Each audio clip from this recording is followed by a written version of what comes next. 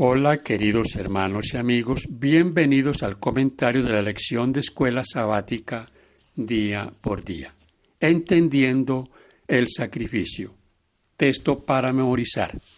Y cantaban un nuevo cántico diciendo: Digno eres de tomar el libro y de abrir sus sellos, porque tú fuiste inmolado, y con tu sangre nos has redimido para Dios, de todo linaje y lengua y pueblo y nación. Apocalipsis 5:9. Cuando Jesús vino a él, Juan el Bautista declaró: Este es el Cordero de Dios que quita el pecado del mundo. Juan 1:29. Esa era una referencia inequívoca a los sacrificios que simbolizaban la muerte sustitutoria de Cristo en favor de la humanidad. El tema del sacrificio animal recorre toda la Biblia como un hilo escarlata y desempeña un papel central en la gran escena del trono de Dios, de Apocalipsis 4 y 5. El hecho de que Jesús sea simbolizado como un cordero inmolado en esta escena crucial, Apocalipsis 5:6, es una clave importante para comprender todo el episodio profético. Esta semana veremos algunos temas relacionados con el sacrificio y que forman parte de nuestra comprensión de Jesús, el Cordero inmolado, el claro protagonista de la escena de la sala del trono. Él es reconocido como el único digno, lo que destaca la obra del Señor, prefigurada por el sistema sacrificial del santuario terrenal. Como un Dios de amor infinito que estuvo dispuesto al sacrificio supremo, un acto del que nosotros y las demás inteligencias del universo nos maravillaremos por la eternidad. Lección para el día domingo. Sacrificios inútiles. Aquí, mis hermanos y amigos, hay un punto muy importante para que lo analicemos. ¿Cuál es nuestra motivación en aquello que hacemos para Dios? Las ofrendas, todo lo que le llevamos a Dios, ¿qué es lo que lo motiva? Había un conflicto con Israel. Tenía un sistema religioso vacío. Llevaban ofrendas, hacían sacrificios, pero estaban lejos de Dios. Isaías 1, 2 al 15, Isaías 56, 6 y 7, y Salmo 51, 17. Hay aquí, en estos textos, algo muy importante en cuanto a ese sistema de sacrificios y a esa relación del pueblo de Dios con Él. Leamos ahora Salmo 51, 17. Dice: Los sacrificios de Dios son el espíritu quebrantado. Al corazón contrito y humillado no despreciarás tú, oh Dios. Analizando un poco lo que dice Isaías capítulo 1, encontramos algo que nos ayuda a comprender lo que estaba pasando. Ahora, debo decirles que estos textos de Isaías 1, 13 al 15 son usados por algunos para decir que el día de reposo no hay que guardarlo, que Dios está cansado del día de reposo. Pero no incluyen allí también otras cosas de las que Dios está ya cansado, las que le son abominación. Dice allí ofrendas, no me traigan más vana ofrenda. Las oraciones también están aquí relacionadas en el versículo 15. Las fiestas solemnes, también las asambleas, o sea, el congregarse. Ellos se congregaban, pero lo que hacían era totalmente desagradable para Dios, porque su corazón estaba lejos de Dios. No tenían con el Señor una relación sincera. No tenían, mis hermanos, como decimos, consagración para con Dios. Recordemos un poco lo que pasó con Caín y Abel. Estos dos hermanos son una representación de lo que pasará al fin de la historia. El que persigue, porque aquel que es aceptado por Dios está haciendo lo que a Dios le agrada. En este caso, Caín, quien se enoja porque Dios no acepta su ofrenda. Una ofrenda llena de suficiencia propia, una ofrenda donde él no reconoce que es un pecador. Mas la ofrenda de Abel tiene el reconocimiento de que necesita un Salvador, que ve hacia el futuro y ve que habrá un sacrificio por su pecado. En Patriarcas y Profetas, Elena White, en la página 52 y 53, dice: Abel comprendía los grandes principios de la redención. Veía que era pecador y que el pecado y su pena de muerte se interponían entre su alma y la comunión con Dios. Trajo la víctima inmolada, la vida sacrificada, y así reconoció las demandas de la ley que había sido quebrantada. En la sangre derramada contempló el futuro sacrificio, a Cristo muriendo en la cruz del Calvario, y al confiar en la expiación que iba a realizarse allí, obtuvo testimonio de que era justo y que su ofrenda había sido aceptada. Es muy importante, mis hermanos, que nosotros tengamos esto muy claro en nuestra mente. Protegernos de esto, protegernos de asuntos vacíos, de querer agradar a Dios cuando nuestra vida, cuando lo que hacemos a diario, dice todo lo contrario. Hasta llevar ofrendas al Señor tratando de apaciguar su desagrado es abominación. Así que es un punto que debemos tenerlo claro en nuestro corazón, ser sinceros. Él conoce nuestro corazón, conoce nuestra vida, sabe cómo vivimos, sabe que cuando vamos al culto vamos con ese anhelo de encontrarnos con Él y que lo que hacemos lo hacemos de corazón. Lección para el día lunes: sangre de toros y de machos cabríos. ¿Cuántos animales sacrificaron los israelitas? Ahora, mis hermanos, esto puede sonar injusto. Eran animales que no tenían nada que ver en la situación del pecado, pero fueron sacrificados y no pocos, por miles. A mí lo que me parece extraño es que tantos animales sacrificados no hayan servido para que ellos vieran el símbolo, que era que iba a morir por ellos el Hijo de Dios, que había un gran sacrificio prometido por el pecado, por la rebelión del hombre. El verdadero sacrificio, como lo dijo Juan el Bautista en Juan 1:29, he aquí el Cordero de Dios que quita el pecado del mundo. Vamos a leer lo que dice Hebreos, la carta a los Hebreos, capítulo 10, versículos 3 al 10.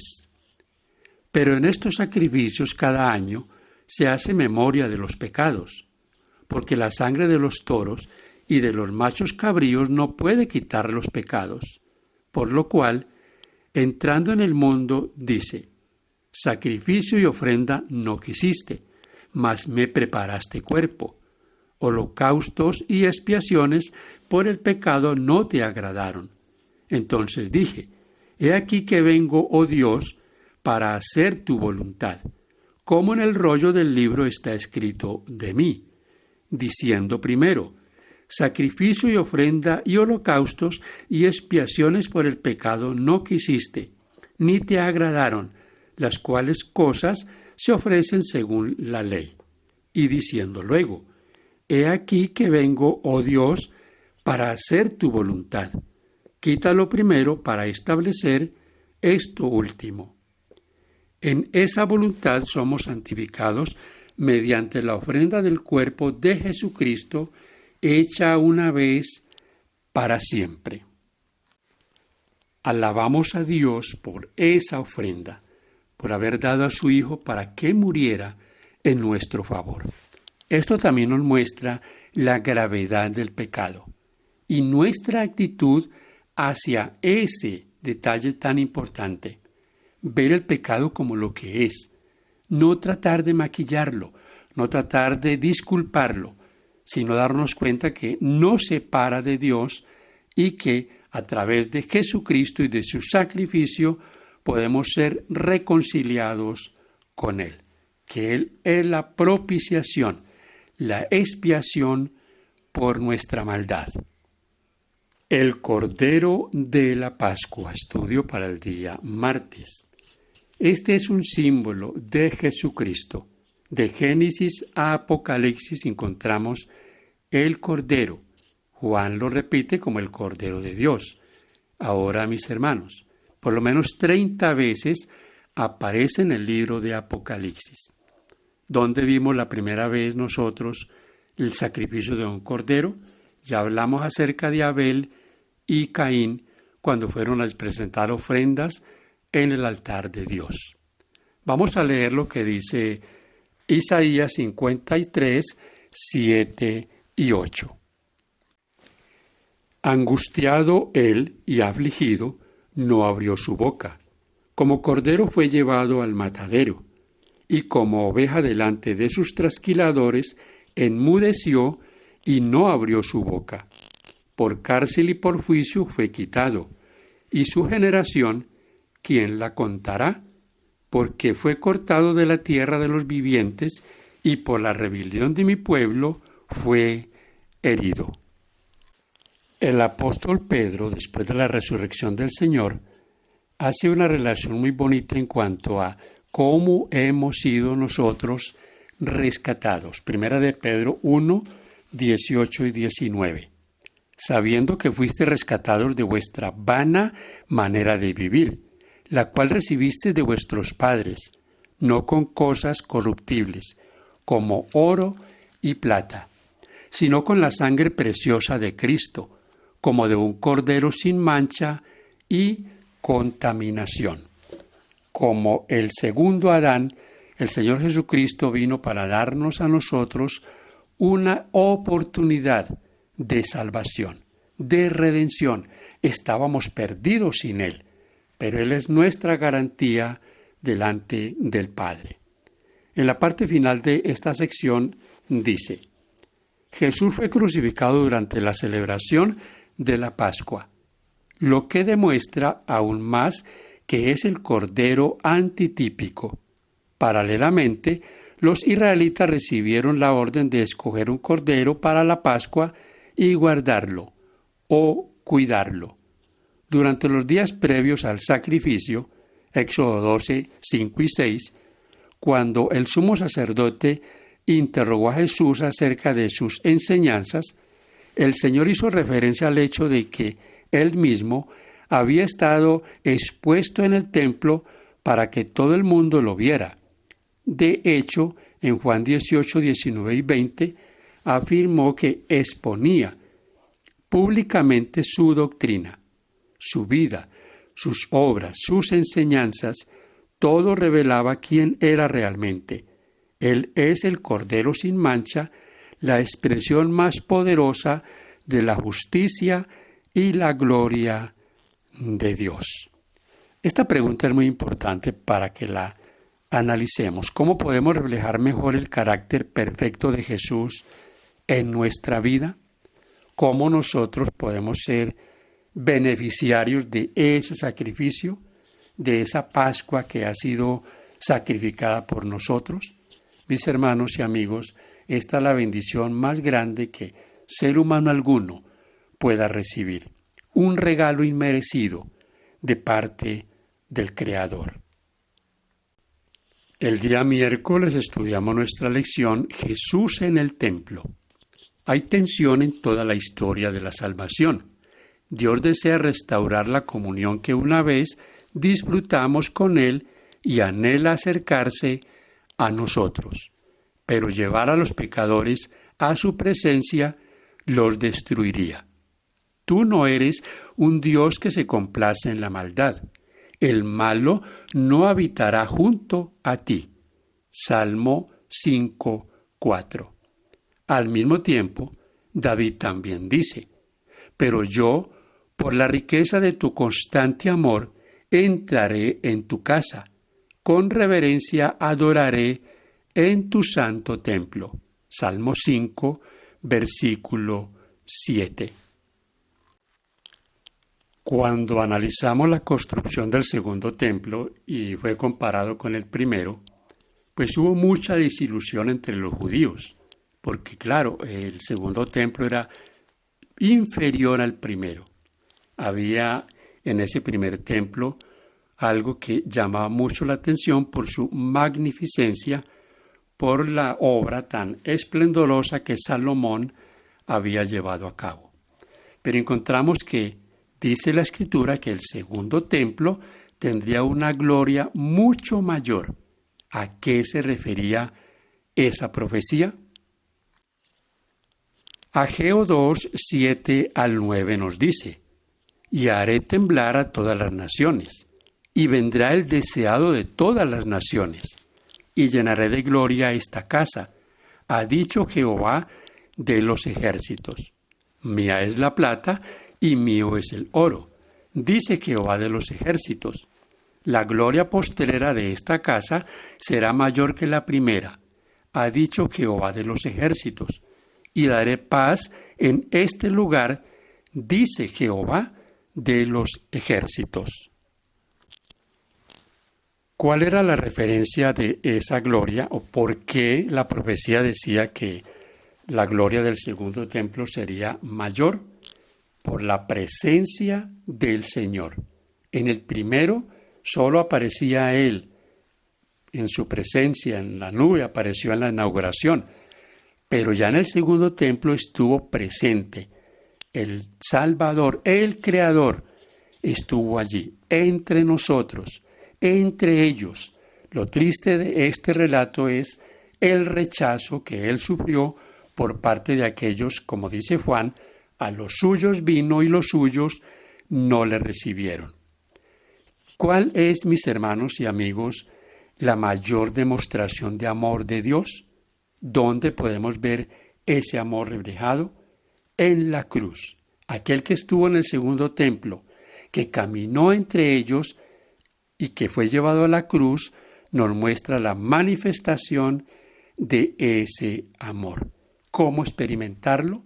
¿Cómo acercarnos a Él? ¿Cómo contemplarlo cada día?